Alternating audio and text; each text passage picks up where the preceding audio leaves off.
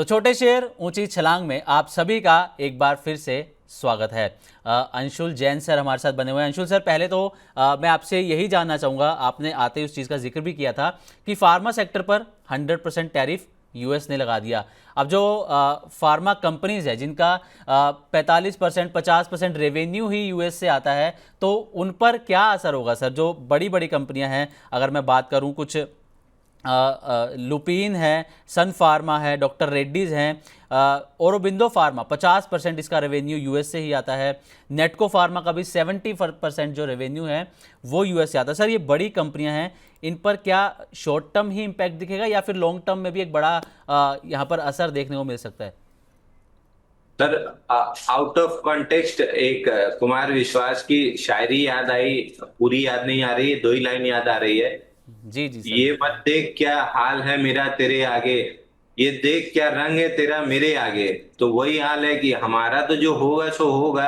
आप जो inflation import करोगे और दवाइयां महंगी कर दोगे अपनी जनता के लिए, तो जनता आपका क्या हाल करेगी, पहले वो देखने की जरूरत है। कि अभी हम तो जैसे तैसे 140 करोड़ का देश है, इंटरनल कंजम्पशन में 19-20 करके हम तो अपन निपट ही लेंगे। कि थोड़ा सा अगर इंटरनल प्राइसेस कम कर देगी, भाई यूएस से बहुत इनकम आती थी, तो आपने डोमेस्टिक प्राइसेस हाई रखी थी। आप उस पे जो प्रीमियम खाते थे, अब जब आपका एक्सपोर्ट बंद होगा, इंटरनल कंजम्पशन बढ़ाने के लिए कंपटीशन बढ़ेगा, तो अपने लिए पहला फायदा ये होगा। भले कंपनियों के लिए नुकसान हो, बट आम जनता के लिए सबसे पहले फायदा यही होगा कि इन दवाइयों के भाव घटाएंगे ताकि सेल्स बढ़ा के वहां से कंपनसेट कर सकें, ताकि जो प्रॉफिट कम होना है वो ना हो। क्योंकि कंपनियों को अल्टीमेटली प्रॉफिट चाहिए, तो सेल बढ़ाने के लिए भाव कम करना पड़ेगा। तो पहले हमको सस्ती दवाई मिलने लगेगी। दूसरा, यूएस जो अपने लिए इन्फ्लेशन इंपोर्ट करेगा, जनता उसका डोनाल्ड ट्रम्प का क्या हाल करेगी, ये तो उनको देखना है।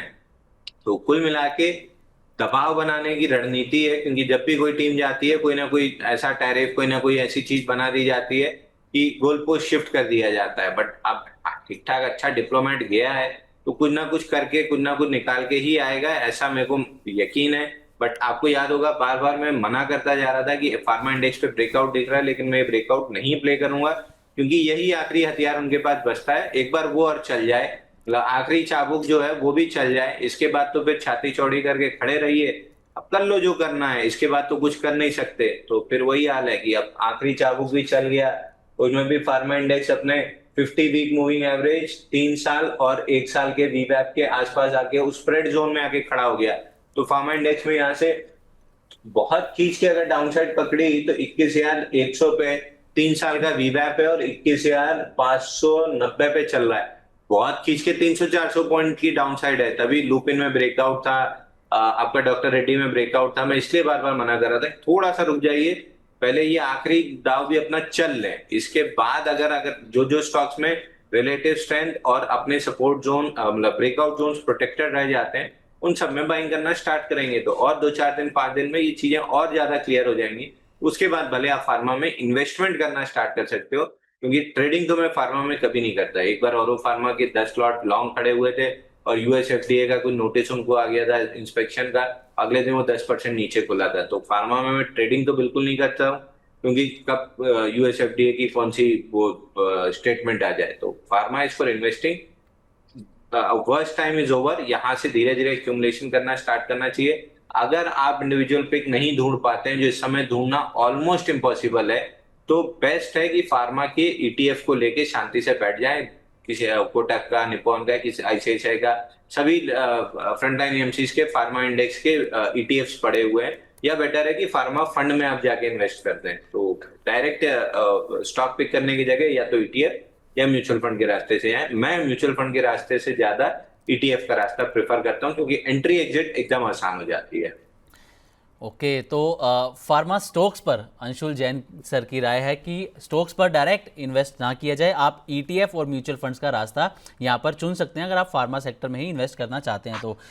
दूसरा, जैसा कि सर ने बताया कि ये दबाव बनाने की एक कोशिश है भारत पर, और यही वजह है कि अब जो फार्मा कंपनीज हैं उन्होंने यूएस पर अपनी डिपेंडेंसी कम करने के लिए लैटिन अमेरिका, अफ्रीका और साउथ ईस्ट एशिया जैसी जो कंट्री हैं यहाँ पर अब अपना फोकस बढ़ाना शुरू किया है। यहाँ पर अपनी मेडिसिन या जो फार्मास्यूटिकल प्रोडक्ट्स हैं उनको एक्सपोर्ट करना यहाँ पर अब बढ़ाने बढ़ाने का उस पर विचार चल रहा है। तो चलिए अब कार्यक्रम में आगे बढ़ते हैं और हमारे दर्शकों के लगातार सवाल आ रहे हैं अंशुल सर के लिए। अब सवालों का सिलसिला शुरू करते हैं, लेकिन पहले मेरी पीसीआर टीम से रिक्वेस्ट रहेगी कि हमें प्रणव प्रकाश जी कह रहे हैं कि उनको वॉल्यूम बहुत कम आ रही है गैस की, तो आप एक बारी वॉल्यूम प्लीज़ चेक कर लीजिए, वॉल्यूम थोड़ी सी बढ़ा दीजिएगा आप। तो चलिए अब पहला सवाल लेते हैं सर अंकित चिकारा जी का। अंकित चिकारा जी सर पूछ रहे हैं कि पीरामल फार्मा, इस पर फ्रेश बाइंग कब की जा सकती है सर, ये आपसे पूछना चाह रहे हैं। और देखिए, पिरामल फार्मा में अगर आप इन्वेस्टिंग की अपॉर्चुनिटी ढूंढ रहे हैं तो कहीं भी 197 से 181 की जोन में आराम से लेके छोड़ दीजिए।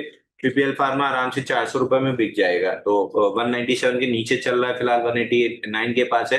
197 181 जोन ये बेस्ट है एक्यूमुलेट करके रखने के लिए। बट अगेन याद रखिए कि ये लॉन्ग टर्म इन्वेस्टमेंट है, ये कोई शॉर्ट टर्म का ट्रेड नहीं है। क्योंकि शॉर्ट टर्म का एक ट्रेड बना था, इसमें मिला 7-8 रुपए, मिला 4%, 4.5%, बट उसके बाद नीचे आने लगा।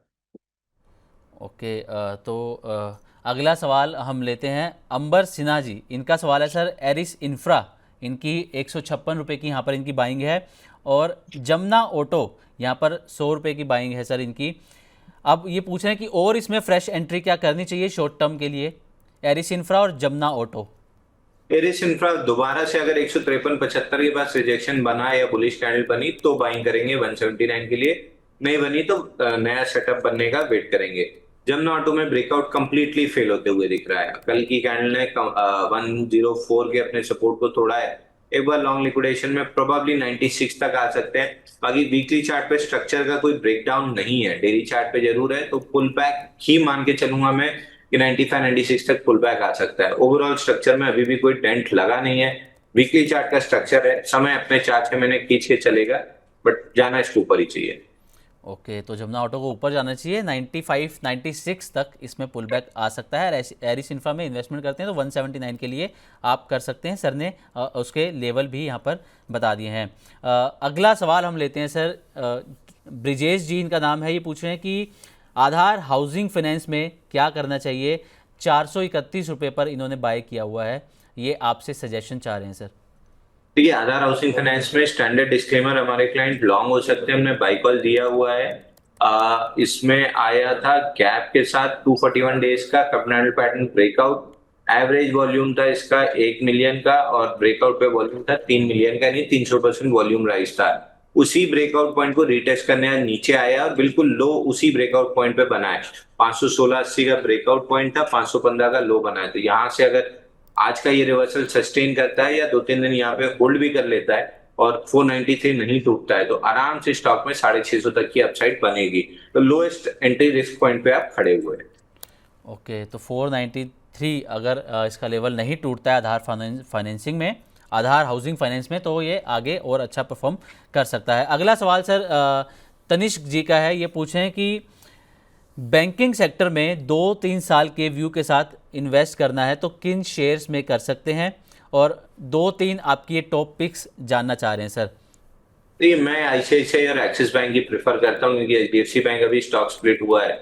मैं इन्हीं दोनों को प्रेफर करूंगा, बट एनी डे मेरी फर्स्ट चॉइस बैंक बीज होती है, क्योंकि उसमें इन्वेस्टिंग ट्रेडिंग दोनों के मौके मिलते हैं। तो जितना ज्यादा आप अपने पैसे को चर्न कर सकें, मतलब अपॉर्चुनिटी जितनी ज्यादा रहेगी आप उतना ज्यादा पैसा कमा सकते हो। तो it is always better two by bank बीज, उसमें ट्रेडिंग अपॉर्चुनिटी भी मिल जाती है और इन्वेस्टिंग अपॉर्चुनिटी तो बनी हुई रहती है। ओके, तो आप बैंक 20 को सर ने सलाह दी है कि आप चुन सकते हैं, क्योंकि उसमें ट्रेडिंग अपॉर्चुनिटीज़ यहाँ पर बनी रहती हैं। आईसीआईसीआई और एक्सिस सर ने अपनी जो रिकमेंडेशन आपने पूछी थी तनिष्क जी, सर ने बताई हैं। अगले सवाल की तरफ हम बढ़ें। ललित जी ये पूछ रहे हैं कि HCL टेक और साइंट में किस लेवल पर एवरेज कर सकते हैं सर। और देखिए, साइंट पे तो मैं सलाह नहीं दूंगा, क्योंकि मल्टीपल टाइम ये 1368 फेल किया है। तो एक बार के लिए 1104 तक नीचे आ सकता है। तो साइंट में अभी तो कुछ भी नहीं बन रहा, ना मैं जल्दी से इसकी कोई सलाह दूंगा। HCL टेक में 1729 का लेवल फेल हुआ है, नीचे अपना स्विंग लोअर टेस्ट करने आ रहा है जो 1361 के आसपास है। तो 1361 के आसपास देख सकते हैं। आई वुड सजेस्ट कि आप IT20 में इन्वेस्ट करना स्टार्ट कीजिए। जब रिवर्सल बनना स्टार्ट होगा तो IT20 कन्वर्ट करके जो जिस स्टॉक में सबसे ज्यादा रिलेटिव स्ट्रेंथ होगी उसमें चले जाएंगे। बट जब तक ये डोनाल्ड ट्रंप वाला लफड़ा चल रहा है, आपको एक दिन मार्केट ऊपर एक दिन मार्केट नीचे और प्रेशर बना हुआ रहेगा। ओके, तो सर ने यहाँ पर भी ITBs को प्रेफरेंस यहाँ पर दी है। ITBs पहले सर बैंक बीज को भी सर ने प्रेफरेंस दी थी, क्योंकि जब तक ग्लोबल लेवल पर ये सब चीज़ें चल रही हैं तो आपको थोड़ा सा सेफ यहाँ पर चलना होगा। अगला सवाल मोहित जी ये पूछ रहे हैं सर कि नेटवेब में गुड इन्वेस्टमेंट फॉर 1-2 ईयर्स, मतलब ज़्यादा लॉन्ग टर्म तो इनका नहीं है होराइजन, 1 से 2 साल के लिए नेटवेब में पूछ रहे हैं सर कि क्या इन्वेस्टमेंट की जा सकती है। ठीक है, इन्वेस्टमेंट आपको करना था जब पहला बेस ब्रेकआउट 2020 पे आया था तब करना चाहिए था। वहां से मतलब सांप निकल गया, लकीर पीटने वाला हाल रह गया, लॉन्ग टर्म के लिए नहीं बचा। अब ये बचा ट्रेडिंग के लिए, और ट्रेडिंग में आपका स्टॉप लॉस बनेगा 3350 का। अगर आप 3350 इतना डीपर स्टॉप लॉस ले सकते हैं तो फिर नेटवेब पे ध्यान दीजिए, नहीं तो अब नेटवेब खत्म हो चुका। ओके, तो ट्रेडिंग के लिहाज से अगर आप नेटवेब में आना चाहते हैं, पैसे लगाना चाहते हैं, तो यहाँ पर स्टॉप लॉस सर ने 3350 रुपये का एक बता दिया, लेकिन ये ट्रेडिंग के लिहाज से है। ये आप एक कॉन्सेप्ट होता है ब्लैक जी स्वॉन इवेंट।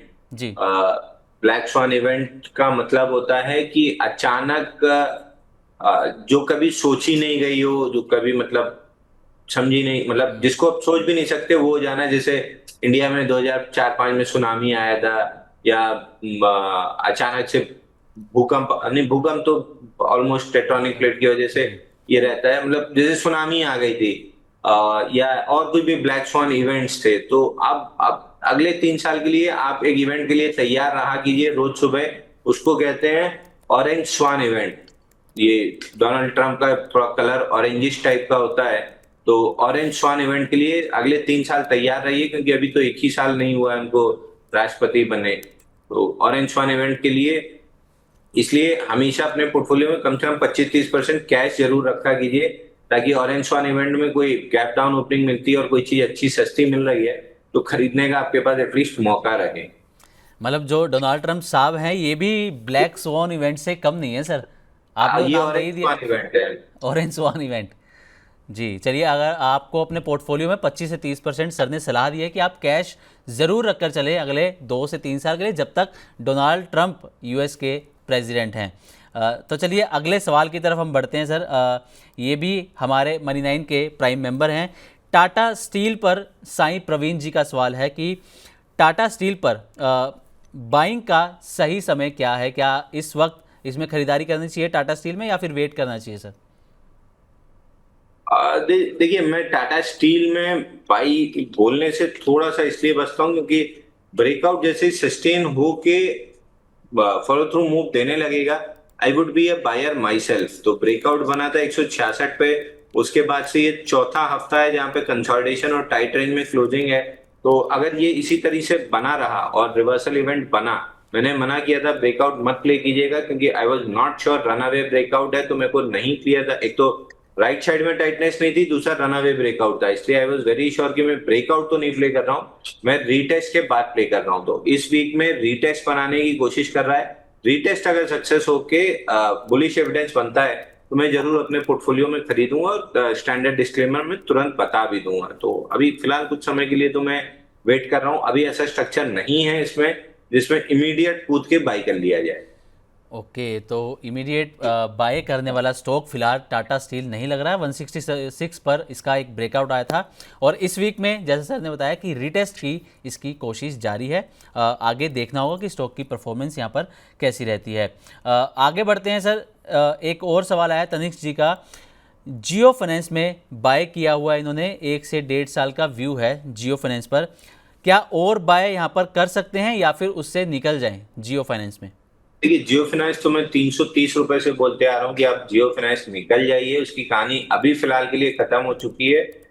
ये अपना जब कंसोलिडेशन और नया पैटर्न कंप्लीट कर लेगा तब वापस हमारे इंटरेस्ट में आएगा। जाना उसको 600-700 रुपए, बट पहले लेग की रैली कंप्लीट हो चुकी है ना। यहाँ से अब कल मेरे को यहाँ से इंदौर जाना है, तो यहाँ से मैं सीधे इंदौर नहीं जा रहा हूँ ना, कनेक्टिंग फ्लाइट है, तो पहले दिल्ली पहुंचूंगा, 1.5 घंटा वहां पे ले ओवर है, तो 1.5 घंटा वहां पे एयरपोर्ट पे बैठना पड़ेगा, उसके बाद फिर इंदौर की फ्लाइट मिलेगी, तब मैं रात को जाके इंदौर पहुंचूंगा। तो यहाँ से भले मैं जा इंदौर रहा हूँ, लेकिन 1.5 घंटा तो मेरे को दिल्ली में ले ओवर लेना ही पड़ेगा ना। तो ये ले ओवर चल रहा है यहाँ पे, 1-1.5 घंटा फ्लाइट का, अगली फ्लाइट का, कनेक्टिंग फ्लाइट का इंतजार करना है। कनेक्टिंग फ्लाइट जब मिलेगी तब ये 700 रुपये जाएगा, 600 रुपये जाएगा। तो अभी वो कनेक्टिंग फ्लाइट का जो ले ओवर समय है ये वो चल रहा है। तो इस समय में आप कुछ अदर एक्टिविटी देखिए जहाँ पे अच्छी ट्रेडिंग अपॉर्चुनिटी मिल रही है। अगर ले ओवर में बैठे कुछ नहीं है, हाथ में मोबाइल नहीं है, तो खाली बोर होके फ्रस्ट्रेट होते रहेंगे। तो ये भी वो फ्रस्ट्रेटिंग वाला समय है जो अपना टाइम वाइज समय काट रहा है। जब ये कंप्लीट होके ब्रेकआउट आएगा, उसका इनिशियल साइन अब आप पूछेंगे कि कब पता चलेगा, तो वो आपको वॉल्यूम पैटर्न पे दिखेगा। ब्रेकआउट आने के 15-20 दिन, एक महीने पहले से आपको कम से कम 3-4 इंस्टीट्यूशन वॉल्यूम कैंडल दिखना स्टार्ट हो जाएंगी। जब इंस्टीट्यूशन वॉल्यूम कैंडल दिखना स्टार्ट हो, जियो फाइनेंस को अपनी वॉच लिस्ट में वापस ले आइएगा। ओके, तो तनिष्क जी, जियो फाइनेंस को जाना तो 600-700 रुपये के लेवल पर है, लेकिन अभी आपको उसके लिए एक लंबा इंतज़ार करना होगा, क्योंकि ये लेवल फ़िलहाल अभी उतनी तेज़ी वाला नहीं है। इसके लिए आपको इंतज़ार यहाँ पर करना होगा। तो फ्रेश बाइंग की भी सर ने ऐसी कोई फ़िलहाल सलाह नहीं दी है। तो अगले सवाल की तरफ सर हम बढ़ते हैं। एक वोडाफोन आइडिया पर सर सवाल है कि वोडाफोन आइडिया के लिए आज एक बड़ा दिन भी है, क्योंकि सुप्रीम कोर्ट में सुनवाई भी हो रही है 9,500 करोड़ रुपए के एजीआर की रीकैलकुलेटिंग को लेकर। तो वोडाफोन आइडिया को सर आप कैसे देख रहे हैं? क्या जिनके पास है उन्हें क्या करना चाहिए, और क्या इसमें फ्रेश बाइंग की जा सकती है वोडाफोन आइडिया में? सर देखिए, मैं वोडाफोन आइडिया और एडीएजी और जेपी पे हमेशा नेगेटिव रहता हूँ। मेरी सलाह हमेशा रहती है कि इन स्टॉक से दूर रहिए। बढ़ने में भी नहीं पार्टिसिपेट करना है, गिरने में भी नहीं करना है, बस दूर रहना है। एक एक कहावत है कि बुरी संगत को 2 पैसा दे के भी अगर मुक्ति मिल रही है उससे, तो मुक्ति ले लेना चाहिए। तो ये वो बुरी संगतें हैं जिनसे आप 2 पैसा दे के भी मुक्ति पा रहे हो, तो वो 2 पैसा दे देना फायदेमंद होता है। हालांकि इसमें ब्रेकआउट बना था लास्ट फ्राइडे भी हमने डिस्कस किया था कि जो ब्रेकआउट बना है अगर सस्टेन हुआ तो 10 से 43 तक जा सकता है। तब भी मेरी कोई बाई की सलाह नहीं थी, अब भी मेरी कोई बाई की सलाह नहीं है, कोई सेल की भी सलाह नहीं है। अगर है तो फिलहाल जब तक के लिए स्टॉक 7.72 के ऊपर है, आप होल्ड कर सकते हैं। अगर नहीं है तो एकदम दूर रहिए, कोई अच्छे स्टॉक में ट्रेड करने पहुंच जाइए। सर ये तो वोडाफोन आइडिया तो बुरी संगत हुई, तो टेलीकॉम सेक्टर में कोई ऐसी है कंपनी जिसके जो अच्छी संगत वाली भी हो? एनी डे सर, अगर आपको प्योर टेलीकॉम प्ले करना है तो भारतीय एयरटेल के अलावा कुछ नहीं है। अच्छा चलिए आप यही डिस्कस कर लेते हैं। जी। पिछले बॉटम बना था इसमें 22 नवंबर 2024 को 6 रुपए का, वहां से 8 रुपए चल रहा है। 22 नवंबर से आज सितंबर एंड आ गया है, मान लेते हैं कि 1 साल। वही 1 साल में आप भारतीय एयरटेल को देखिए। उस समय भारतीय एयरटेल का क्लोजिंग प्राइस था 1550 रुपए, और वहां से हाई बन गया 2000 रुपए। तो आपने कितना ही कम कमाया होगा, 500 रुपए तो भारतीय एयरटेल में कमा ही लिए ना। मतलब अगर मैं पकड़ू 2000 का हाई पकड़ू, 1550 का लो पकड़ू, तो भी 25-26% का प्रॉफिट तो आपने बना ही लिया ना। यानी 1 साल में आपने 4 साल की एफडी का रिटर्न बीट कर लिया, और आइडिया पे वहीं के वहीं खड़े हैं। तो मरे हुए काउंटर से निकलना स्टार्ट कीजिए। 2 पैसा दे के भी बुरी संगत से मुक्ति मिल रही हो तो लेके अच्छी संगत में ले लीजिए। महंगा हमेशा ऐसा जरूरी नहीं कि हमेशा अच्छा हो, बट महंगा 90% ऑफ द टाइम अच्छा ही होता है, इसीलिए वो महंगा होता है।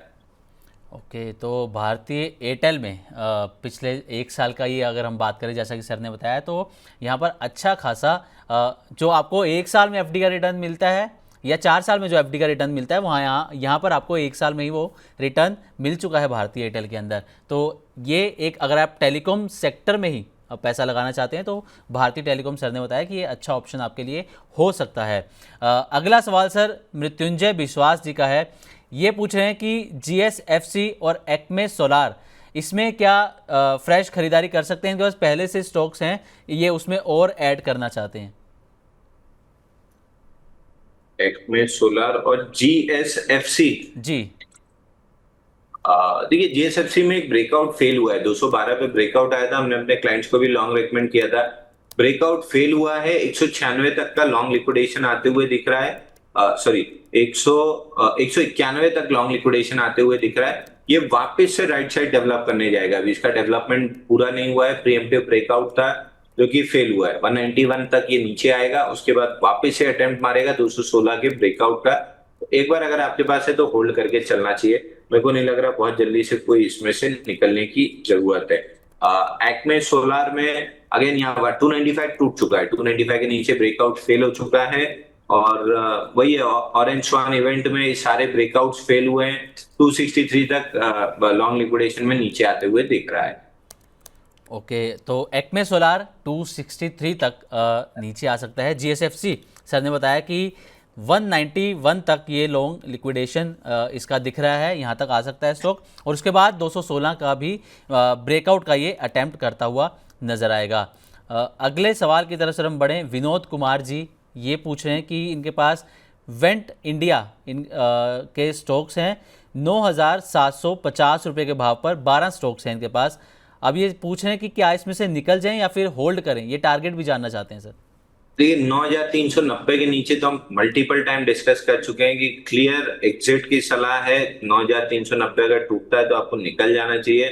पहला ही लेवल मिलेगा 8,804 और दूसरा लेवल मिलेगा 8,174। तो आई एम 90% श्योर कि 8,174 आ जाएगा। आई एम 99% श्योर कि 8,804 आ जाएगा। तो 9,390 के नीचे इसलिए मैं बार बार मना कर रहा था कि अगर आपके पास लॉन्ग है तो एग्जिट कर लीजिएगा, नहीं तो ये एकदम मुंह के बल गिरता हुआ दिखेगा, और वही हो रहा है। ओके सर, एक सवाल मारुति सुजुकी, इसको लेकर आज खबर भी है कि दुनिया की 8th valuable car maker company बन चुकी है। 57.6 बिलियन डॉलर्स की मार्केट कैप हो चुका है इनका, कई बड़ी कंपनियों को पछाड़ दिया है। बुकिंग्स में यहाँ पर दोगुनी बुकिंग हो चुकी है जब से नवरात्रि स्टार्ट हुई हैं, और टोटल बुकिंग में भी 35% का यहाँ पर इसमें जो है ग्रोथ देखने को मिली है। तो सर मारुति सुजुकी, इस पर आपका व्यू जानना चाहेंगे।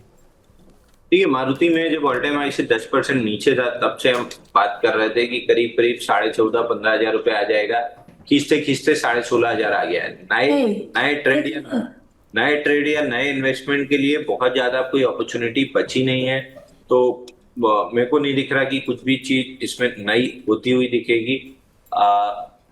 यहाँ से प्रॉफिट बुकिंग करना ज्यादा बेटर आइडिया रहेगा बजाय नए एंट्री लेने के। और अगर आपको ट्रेलिंग स्टॉप लॉस लेना है तो 15,700 का ट्रेलिंग स्टॉप लॉस ले लीजिए। वो टूटता है तो एक बार प्रॉफिट बुकिंग में आएगा। देखिए दोनों स्टॉक में ऑलमोस्ट सिमिलरिटी है। आप एलटीएफ का चार्ट देखिए चाहे मारुति का देखिए, दोनों में ऑलमोस्ट सेम चीज रहेगी। सेम चार्ट देखिएगा कि एक बड़ी रैली, और अब यहाँ से या तो कंसोलिडेशन फेज में जाएगा या पुल बैक फेज में जाएगा। तो दोनों ही केस में आपका पैसा नहीं बनेगा। तो बेटर है कि एक बार प्रॉफिट बुक करके एग्जिट कर लीजिए।